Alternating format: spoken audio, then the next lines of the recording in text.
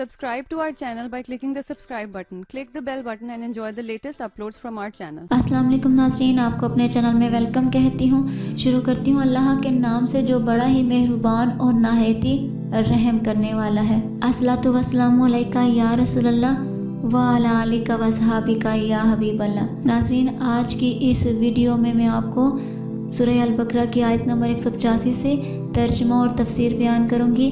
Video का आगाज़ करते हैं। रमज़ान का महीना है जिसमें कुरान नाजिल किया गया, जो लोगों के लिए हदायत और रहनुमाई है और फैसले की रोशन बातों पर मुश्तमिल है। तो तुम में जो कोई ये महीना पाए तो ज़रूर इसके रोज़े रखे, और जो बीमार हो या सफ़र में हो तो इतने रोज़े और दिनों में रखे। अल्लाह तुम पर आसानी चाहता है और तुम पर दुश्वारी नहीं चाहता, और ये आसानियाँ इसलिए हैं ताकि तुम रोज़ों की तादाद पूरी कर लो, और ताकि तुम इस बात पर अल्लाह की बड़ाई बयान करो कि उसने तुम्हें हदायत दी, और ताकि तुम शुक्रगुजार बन जाओ। शहरु रमदान, रमज़ान का महीना। इस आयत में माह रमज़ान की अज़मत और फजीलत का बयान है, और इसकी दो अहम तरीन फजीलतें हैं। पहली ये कि इस महीने में कुरान उतरा, और दूसरी ये कि रोज़ों के लिए इस महीने का इंतखाब हुआ। इस महीने में कुरान उतरने के ये मायने हैं कि रमज़ान वो है जिसकी शान और शराफत के बारे में कुरान पाक नाज़िल हुआ। कुरान करीम के नाज़िल होने की इब्तिदा रमज़ान में हुई। मुकम्मल कुरान करीम रमज़ानुल मुबारक की शब कदर में लोहे महफूज से आसमान दुनिया की तरफ उतारा गया और बैतुल इज़्ज़त में रहा। ये इसी आसमान पर एक मकाम है। यहाँ से वक्तन फ़वक्तन हिकमत के मुताबिक जितना जितना अल्लाह को मंजूर हुआ, जिब्राइल अमीन अलैहिस्सलाम लाते रहे, और ये नज़ूल 23 साल के अरसे में पूरा हुआ। रमज़ान वो वहद महीना है कि जिसका नाम कुरान पाक में आया, और कुरान मजीद से निस्बत की वजह से माह रमज़ान को अज़मत और शराफत मिली। इसलिए मालूम हुआ कि जिस वक्त को किसी शर्फ व अज़मत वाली चीज़ से निस्बत हो जाए वो क़यामत तक शर्फ वाला है। इसलिए जिस दिन और घड़ी को हजूर पुर नूर सल्लल्लाहु अलैहि वसल्लम की वलादत और मेराज से निस्बत है, वो अज़मत और शराफत वाले हो गए। जैसे हज़रत आदम अलैहिस्सलाम की रोज़े जुमा पैदाइश पर जुमे का दिन अज़मत वाला हो गया, हज़रत याह्या अलैहिस्सलाम की पैदाइश और वसाल और ज़िंदा उठाए जाने के दिन पर कुरान में सलाम फरमाया गया। इसी तरह हज़रत ईसा अलैहिस्सलाम का अपनी पैदाइश, वसाल और ज़िंदा उठाए जाने के दिन पर सलाम फरमाना कुरान में मज़कूर है। वल फुरकानी, और हक व बातिल में फ़र्क करने वाला। नाज़रीन, इस तफसीर की आयत में कुरान मजीद की 3 शानें बयान हुई हैं। नंबर 1 ये कि कुरान हदायत है, नंबर 2 रोशन निशानियों पर मुश्तमिल है, और नंबर 3 हक व बातिल में फ़र्क करने वाला है। कुरान शरीफ के 23 नाम हैं, और यहाँ कुरान मजीद का दूसरा मशहूर नाम फुरकान ज़िक्र किया गया है। युरिदुल्लाहु बिकुमुल युसरा, अल्लाह तुम पर आसानी चाहता है। अल्लाह ने अपनी इबादत हम पर फ़र्ज़ फरमाई, लेकिन अपनी रहमत से हम पर तंगी नहीं की, बल्कि आसानी फरमाते हुए मुतबादल भी अता फरमा दिया। रोज़ा फ़र्ज़ किया, लेकिन रखने की ताकत ना हो तो बाद में रखने की इजाज़त दे दी।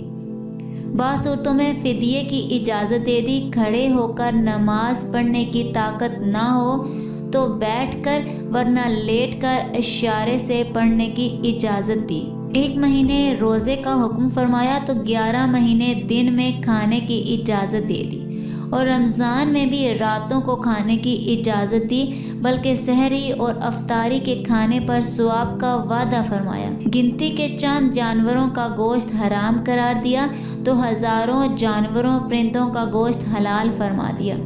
कारोबार के चंद एक तरीक़ों से मना किया तो हज़ारों तरीक़ों की इजाज़त भी अता फरमा दी। मर्द को रेशमी कपड़े से मना किया तो 20 किस्म के कपड़े पहनने की इजाज़त दे दी। اگر یوں غور کریں تو آیت کا معنی روزے روشن کی طرح ظاہر ہو جاتا ہے کہ اللہ ہم پر آسانی چاہتا ہے اور وہ ہم پر تنگی نہیں چاہتا۔ وَلِتُکْمِلُوا الْعِدَّةَ، اور تاکہ تم گنتی پوری کرو۔